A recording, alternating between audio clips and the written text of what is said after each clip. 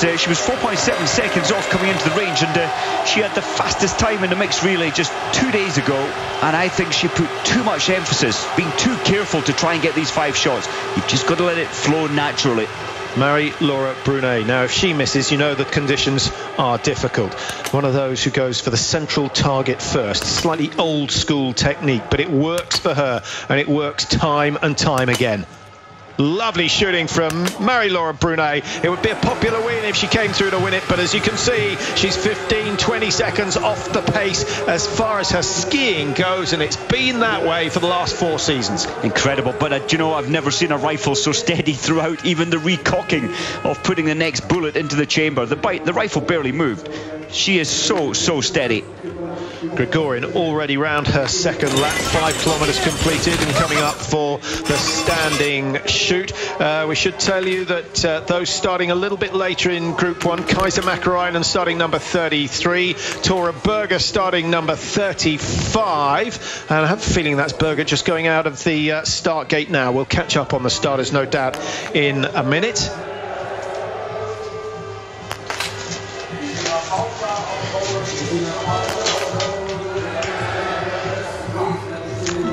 Gregorian.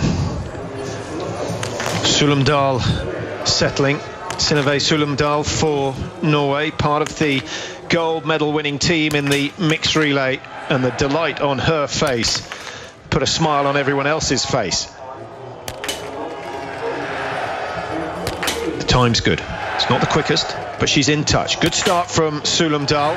Flatland racing again for Norway, but starting a little later on. Flatland didn't get, I think maybe her lack of racing this year, forcing the coaches to put her further down the order and giving the priority to both Sulumdal and Berger. 12.5 outside, nothing to worry about at this stage. Zaitseva has gone very quick on the first lap, and we'll see if she can accelerate or whether she suffers like most who go too hard too soon and pays the price on the last 2.5 Ks. Number 19, that of course Vita Shemirienko, who's so far this season the stronger of the 2 twin sisters. The Ukrainians haven't done much so far, but I think they'll be reasonably happy with Vita's start. 11.6, third place at the moment. Vita's got to feel good with that start. She took the bronze medal in this race last year. Not quite the form, the spark at the moment. She's not showing us that she can contend with Zaitseva. The fastest here is Tora Berger. Now, the overall World Cup leader. She leads the sprint standings, but she's only had 1 sprint victory so far this year. That came in Östersund at the beginning of the season, and you can never read too much into the results in Östersund because some people are way off form, having had a very hard training period. Andrea Henkel of Germany, the worst possible start for her with that first shot going wide. Low with that 5th shot. Just looking at the wind, Mike, although it's not strong, is that the fact that it keeps changing direction means that you've got to be particularly wary. You've got to be so careful. I'm surprised Henkel missed that first shot. The experience, the 18 years experience of World Cup racing, I thought she was going to nail those 5. The first of the 3 sisters, the Gasparin sisters, in this race. And the youngest of the sisters starting 110th. In fact, it's her birthday today, her 19th birthday. Ita Gasparin.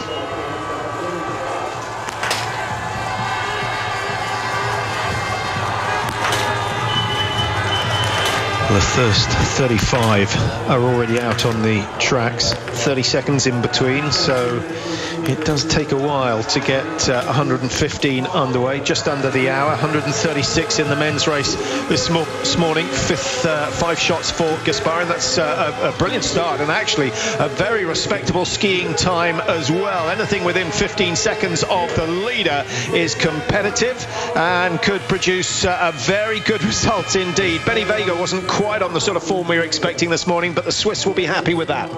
I think the Swiss will be delighted. That's a great start, and Selina is reliable when it comes to standing as well. Kaiser Makarainen, incidentally, has gone through the first split at 1 kilometre, and she's up with the leaders, 1.5 seconds slower than Domrasheva as we watch Zaitseva go through her second shoot. She needs these last 2. Snatches it a little, but it goes down. Just the one miss for Zaitseva, and that may be enough because she is skiing exceptionally well. Palka's time at 15:15. Well, she's got a, 24 and a half second penalty to pay before she gets back out on the tracks. Palka might survive, but I think Zaitseva is too quick at the moment. Schrempf of Austria. The Austrians not happy with the way things went earlier on today. Simoneda, the best of their team, down in 10th position. Kuzmina has come back after the stand shoot, Patrick. Remember, she lost a huge amount of time in the prone, but well, she's 43 seconds behind Polka.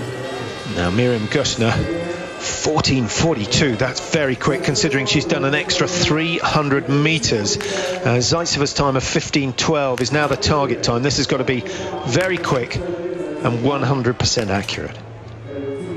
But the stand is where she usually melts after the third shot.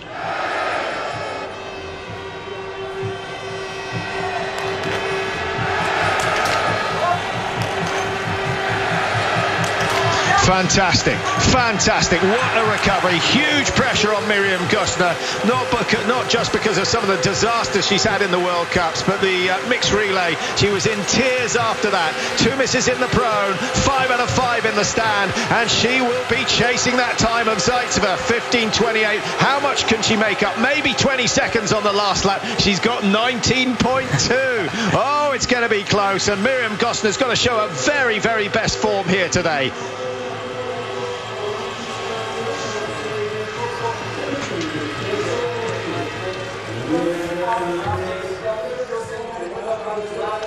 Well, the race goes on in the range area, but frantic celebrations in the commentary box next to us, which is Eurosport's German commentators. Mike, what can Gusner do on this last lap? She's obviously going to be buoyed by the fact that she's hit 5 in the stand. That's got to be worth 2 or 3 seconds. Will she get the pacing right? I'm not sure she will. If this was like 4 weeks ago, 3 weeks ago, I would have said she could haul back Zaitseva's 19 seconds. Today, I don't think so. She doesn't look sparky and as on form as she was 3 weeks ago. But with so many of the big names missing, there is an opportunity. Mäkäräinen's going to be the next big name into the range, who started number 33. And then Tora Berger started 35. Tomeseva misses 1, and that's not a bad run for her.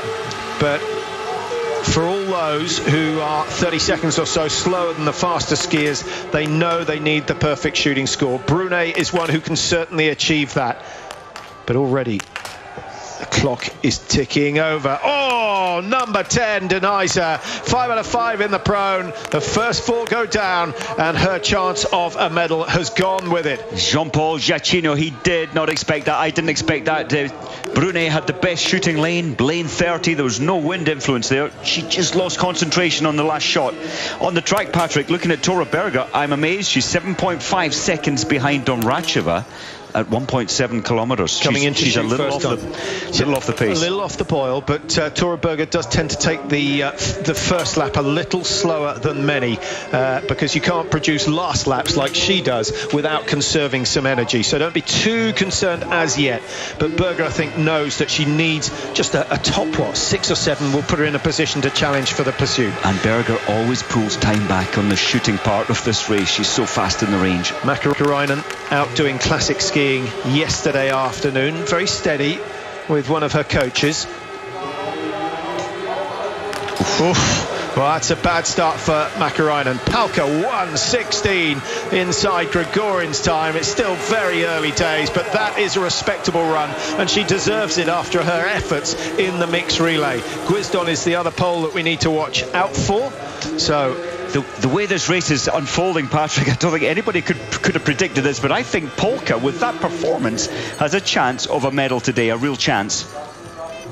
Well, we've had a minor nation, should we call them, take a medal in each of the two events so far. The Czech Republic have a bronze. The Slovenians, of course, claiming a bronze earlier on today. Vita Semilienko, 10 out of 10. Now, she certainly deserves some success. 15:12, Zaitseva's time. She'll be well inside that, down at the end of the range. So she's still got another 50 metres before she turns left, and then another 20 metres before the clock will stop. And Vita Semilienko, well, we'll stay with Berger at the moment. We'll give you an update on Semilienko's time. 6.5 ahead of Zaitseva. 5 out of 5 for Tora Berger. She's not going to give up the chase, although she's not one of the favourites with the media. The bookies still fancy her chances because she's leading the sprint World Cup standings. But she's leading it, Mike, because she's so consistent. She's only had one bad result so far in the 6 sprints that we've had. And if anybody can give on the last lap an extra special effort, it's Tora Berger, but she's still got 2 laps of the 2.5 kilometres to go. 10.4 outside at the moment. She'll have to go 10 out of 10 on her second shoot. Here we go with Andrea Henkel. 1 miss early on. She's skiing okay, to be honest. 14:48, considering she missed early. And all the big names, Patrick, they're shooting between lane 27 and 30. That's where the wind is at its calmest.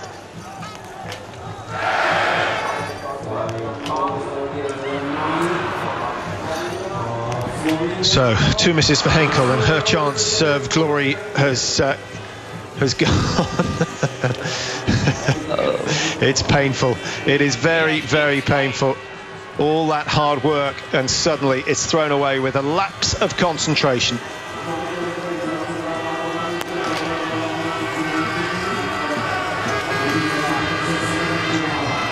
Zaitseva coming down towards the stadium, highly likely to take the lead away from Palka, but Palka has put in a very good time on the last lap. Just looking at Zaitseva, she's got another 100 metres to go and 16 seconds to complete that. She's going to be comfortably home, but the lead perhaps not quite as big as we thought it might be. Some 10 seconds clear of Palka. Zaitseva takes the lead, 10 seconds exactly with that 1 miss, and that 1 miss might be the one that denies her the victory here today. Miriam Gustner is getting closer. She's at 7 kilometres, 500 metres to go, but 11 seconds to make up. That won't happen. So Miriam Gustner unlikely to take the gold today. Vilakina is still in a position to do so. Look at the clock, 14:50. 2 targets remain between herself and an almost certain medal if they both go down. Oh, fabulous shooting from Vilakina, and the Russians have come back well, having had such a disaster in the mixed relay. A sprint finish for Miriam Gustner, but too late. It's 8.6 outside. Remember, she started 19.2 behind coming out of the range. Zaitseva survives in top spot for now, but Gustner, I think, will take something from that, Mike, because she hit the 5 standing targets. That's a great turnaround of ski time from Gustner. She's pulled back, full 11, 12 seconds on the last lap. Yeah, and she's gone ahead of Palka of Poland. Kuzmina, 2 misses now, 40 seconds off the pace, so already a massive margin between the top 4. We've seen Zaitseva do well. We've seen Vilakina.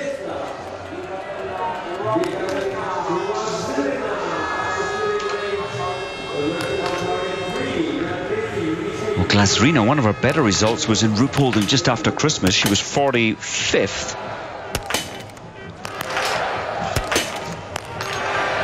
But looking on form, look at her time. This is a very competitive time in fast shooting. Well, we've just had an email in from Elena, not only telling us that you don't pronounce the K in the Vilakina, so Vilahina, and she was rooting for the Russians this afternoon. Well, you've got exactly what you wanted, Elena. Fantastic.